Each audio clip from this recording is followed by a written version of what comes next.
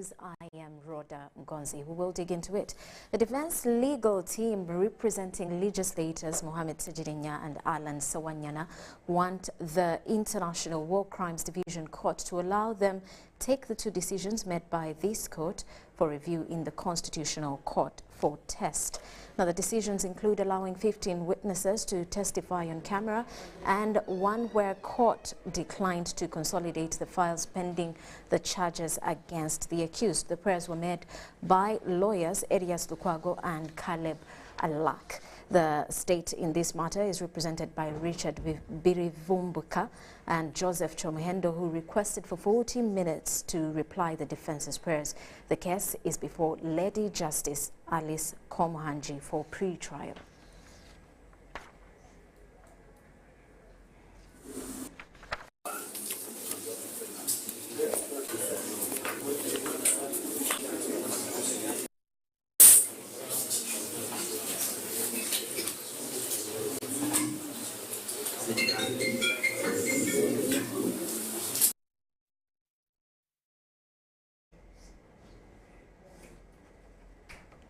Now, private schools proprietors have decried the salary differences between the science and arts teachers. The former Kawempe North Member of Parliament, Latif Sebagala, also a school proprietor, says that it is becoming very hard for the arts teachers to teach in the same schools and concentrate with a low income, with such income disparities. Recently, government announced a pay rise for science teachers, a move that sparked mixed reactions and administrative challenges in many learning institutions. Honorable Latif Sebagala says the move was a welcome venture but has come with painful costs to the teaching professionals. That even the arts teachers have contributed greatly to the development of this country. When you look at cabinet, when you look at the government right now, it's almost around 90% by arts, including His Excellency the President. Are we together? So, in as much as we appreciate all these efforts to enhance science teachers' salary, but it goes without saying that we should also do the same to arts teachers, because they're also doing a very commendable work in as far as grooming our future generation is concerned. Latif Sebagala was attending independence prayers for Chisasi College School, where the students exhibited different skills in the Skilling Uganda program. So we have told them to avoid any scenario that can lead them to suspension or to indefinite suspension. Yes, the Chief Executive Officer Al-Was Muslim Foundation, Hafidha Islam, is not happy with the joblessness of many school leavers, saying the situation is responsible for the moral decadence of many youth. Comes back to your brains. How prepared are you for these exams? Let's prepare ourselves accordingly. Let's have all the necessary equipment that we need for these forthcoming examinations. Let us prepare, let us organize our notes, let us have our summaries in time, and use every single minute you have to ensure that you succeed and you come towards the forthcoming examinations when you're well prepared. The best performing students in different skilling programs, including Islam, were awarded with prizes.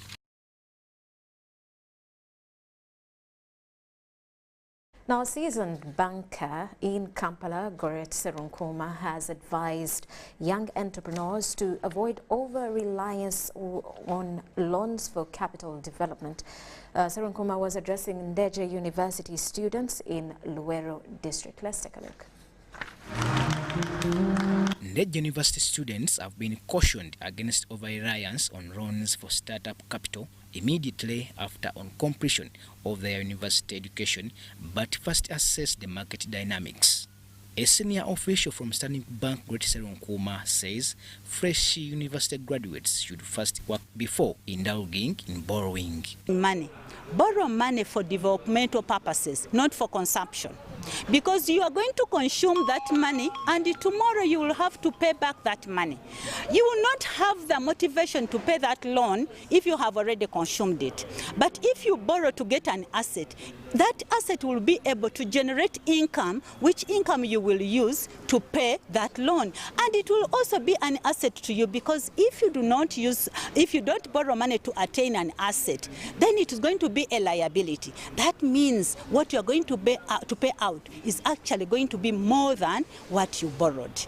The academic registrar in the university, Mary Mutiaba, explained that the institution is aiming at offering creativity and multi-skilled personnel to compete at the national and international level. 20 years ago, technology wasn't such a thing, but today, in whatever field you qualify in, you need an aspect of ICT. And we are getting so many of these ICT organizations to come in and equip our students that they can be all round and can be able to work, especially after experiencing the COVID pandemic lockdown. Mutiaba said the university is also targeting to impact vocational skills to learners in different programs and involve different stakeholders.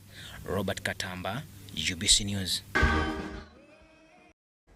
Meanwhile, the Indian community in Uganda have marked celebrations of good over evil, also known as Dussehra Day. The event, which was officiated by the Minister for Health, Dr. Jane Ruth Aceng, saw the symbolic burning of evil spectre with fireworks to mark its defeat. The Indian community in Uganda have marked the celebrations of the Day of Good over Evil. During the celebrations, a symbolic phantom was burnt to signify a triumph of good over evil, with fireworks celebrations of defeat of evil.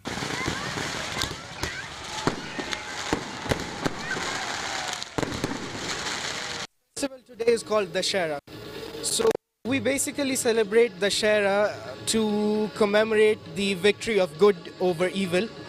And you must be surprised that we were burning a statue and everything. So the burning of statue basically signifies the burning of evil within us and to purifying our soul to make sure that we're good members of society, we're good as individuals ourselves. The event, which was officiated by Dr. Jane Ruth Aceng, commended the Indian community for togetherness and continued collaborations with Uganda, most especially in the areas of health.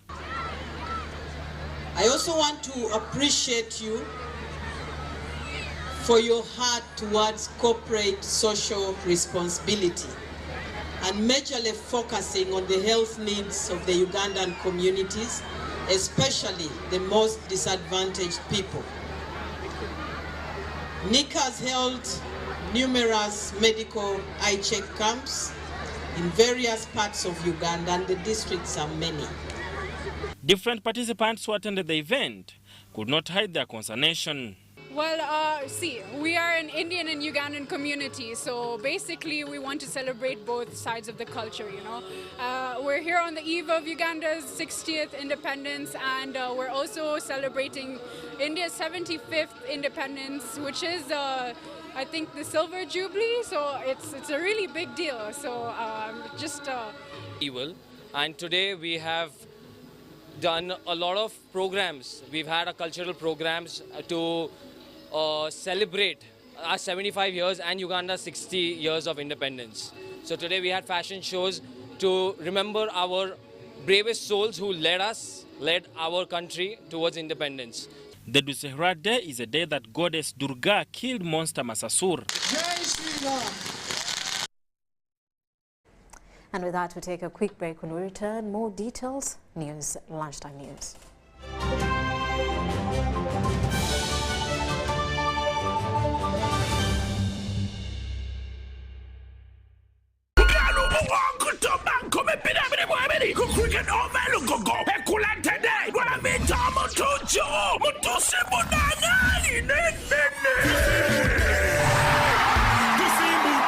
October Bidel Musaba Gardens Mukono, October Mukaga Millennium Gardens Saziwaya, October Munanaji Montelembara, 10 October, 40 Poto Muchisawe, Abidim Bi October, Bale Sports Center, Umtualukumo, Yebem Tuale Santo, a meza million yemo, Wabla Tualukumia, Abana tickets of Cosa M10 Momo, Banjagusa Sulan Comitano, Binamina Romo Center, Hiva Motors, Galaxy FM, Radio 4, Kagwina War, TN. Sama Fulu Balamo!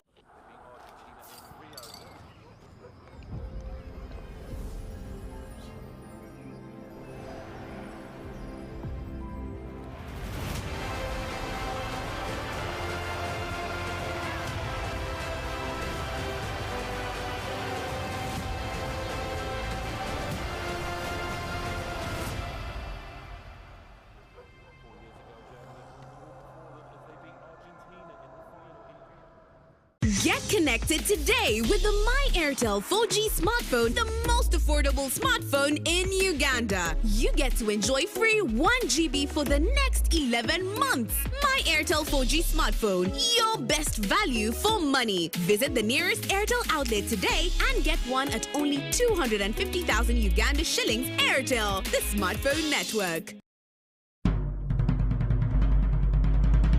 The Ministry of Health informs the public that there are confirmed cases of Ebola in Uganda. We, however, urge the public not to panic as the situation is being managed. The Ministry of Health further reminds the public to be on the lookout for any persons who may show signs and symptoms of Ebola. These include high body temperature, abdominal pains, diarrhea, vomiting, bleeding from the body openings such as the nose, eyes, and mouth. Please inform the nearest health worker immediately if you see anyone with these signs and symptoms. To prevent Ebola from spreading further, please take the following preventive measures: regular washing of hands with water and soap, avoid handshaking and hugging, avoiding any contact with any suspected Ebola patients. Any person who dies suddenly should not be buried but reported to the nearest health worker or LC1 immediately. For further information, please call the Ministry of Health toll-free number on 0800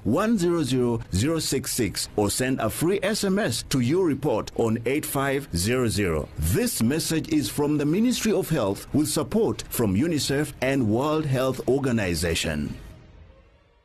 Get connected today with the My Airtel 4G smartphone, the most affordable smartphone in Uganda. You get to enjoy free 1 GB for the next 11 months. My Airtel 4G smartphone, your best value for money. Visit the nearest Airtel outlet today and get one at only 250,000 Uganda shillings. Airtel, the smartphone network.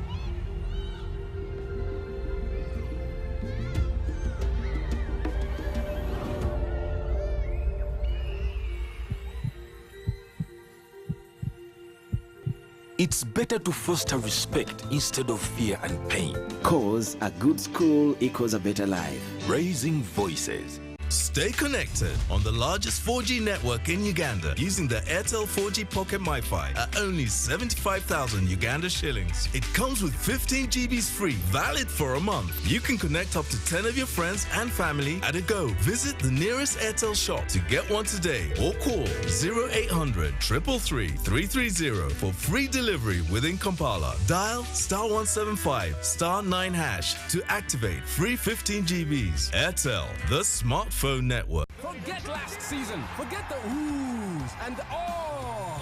Forget every moment that stole the show, because the real show is here on GoTV. It's the new season. It's action-packed, and it's going to be non-stop football. With over 1,000 games from more than 7 leagues and cup competitions, plus a World Cup. Make sure you get the best seat in the house this new football season. Get a GoCoder with 1 month of GoTV value for only 25,000 Uganda shillings and enjoy non-stop football. GoTV Uganda. Love it.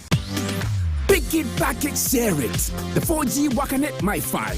Pocket it, use it, enjoy it. Visit any MTN service center or Banana Phone World outlets. Get it at 75k. The MTN 4G Pocket MiFi is it.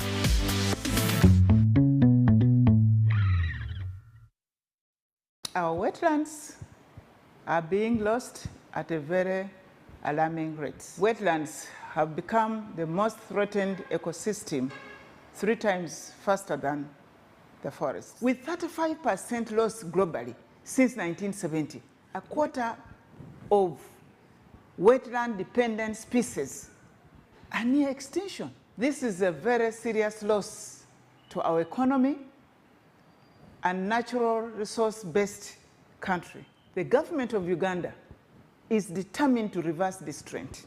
Therefore, my ministry calls upon fellow Ugandans to contribute to the conservation and sustainable use of the limited resources. Ugandans, stop cultivating, putting up buildings, and dumping in the wetlands. This message is brought to you by the Ministry of Water and Environment, Ministry of Agriculture, Animal Industry and Fisheries, Uganda National Meteorological Authority, with support from Government of Uganda, Green Climate Fund, and the United Nations Development Programme.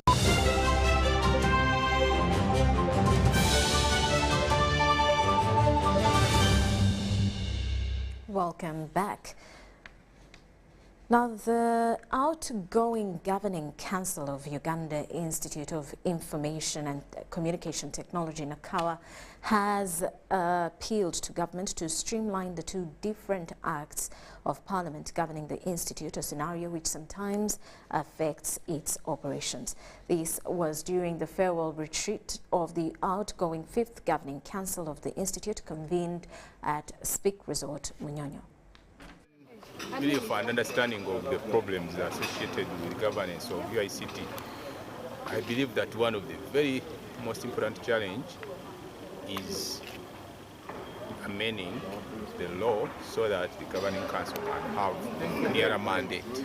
Another one, which is equally important, is fundraising so that the UICT can have enough funds. Because at the time, as I said in my report, which is public now in the South, the source envelope that we are getting is purely being consumed by salaries, and that means that there will be no development, because you cannot develop without a development fund. So the curriculum that we are revising and that we have already revised focuses majorly on the major objectives of the government now, to be able to have ICT create jobs, ICT to improve service delivery, ICT to catapult the country to a digital economy. And we have had areas that we are looking at, like software engineering, to be able to contribute to the skills based in software engineering. You'd imagine that companies like, countries like Japan, China, the UK, USA all need software engineers. So we would want to have a base of maybe about 50,000 software engineers. So we have had a curriculum for software engineers that is coming up, and we are going to enroll students in that area. Now, the former UPDF Land Forces Commander, Lieutenant General Muhoozi Kainerugaba, has today been piped a full general. This was at the Land Forces headquarters in Bombo.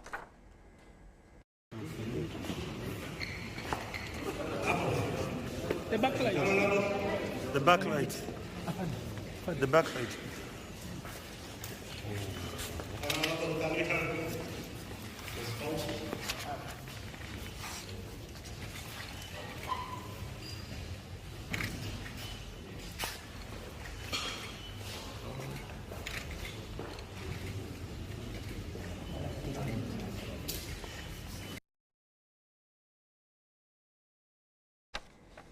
Oh, well, Uganda will join the rest of the world on Sunday 16th to celebrate the International World Food Day under the theme Leaving No One Behind. According to the State Minister for Agriculture, Fred Bwino Chakulaga, this aims at developing inclusive, resilient and sustainable agri-food systems. He was speaking to the media in Kampala. Prior to the national celebrations, a policy dialogue session will be held on Thursday, October 13th, 2022, to discuss the various issues surrounding interventions by government and the private sector towards the transformation of the sector for better production, better nutrition, a better environment, and a better life. This, therefore, calls for action across the sector players to ensure that our agri-food systems deliver enough, affordable, nutritious, and safe food for all in a better environment and for a better life. The theme for this year is highly appropriate. We need better production to ensure sustainable consumption, sustainable production pattern, but also for the agriculture sector to be more efficient, supplying the food resources that we need for everyone.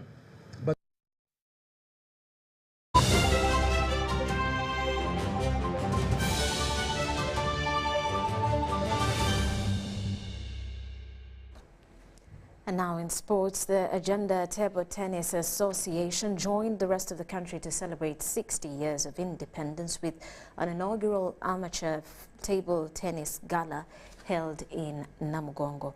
The tournament attracted 24 participants and youngster Jonathan Senyonga emerged overall winner.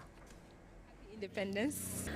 Among the many celebrations held to commemorate Uganda's 60 years of independence was the first ever amateur table tennis gala held in Namugongo. First inaugural gala bring together a number of companies so we could celebrate independence. The tournament that was organized by the Agenda Table Tennis Association had both individual and corporate participants. Typically amateurs, mainly people, young men who used to play in the olden days. They've since forgotten the game because of their corporate responsibilities, but now they wish to rekindle that energy. They wish to revitalize their health. They wish to go back to their youth. Teams which have come here, there's, like I said, City Tires, Globetrotters. We had some few people from Bank of Uganda, Stanbic, then Agenda TT. The other ones were individuals because they couldn't raise a team of 4-4. What started as a COVID pandemic coping initiative has now become a platform for players to polish their skills. It does benefit me a lot because people come here with different skill sets. So I'm able to, with the matches that they arrange, you're able to, play with people who are better than you. So definitely improves my skill. I've gotten a chance to play with other members from other companies who are also playing table tennis. So it's more of social thing to do and also to try and see with the kind of training also we have been doing, how we'll match up with other people who are not in our same surrounding. The tournament's first winner was Jonathan Senyonga from City Tires. I'm so excited for winning this for the first time. I've never won any competition of this kind. It's the first time. It was a tough match, so I really feel pressure after winning this one.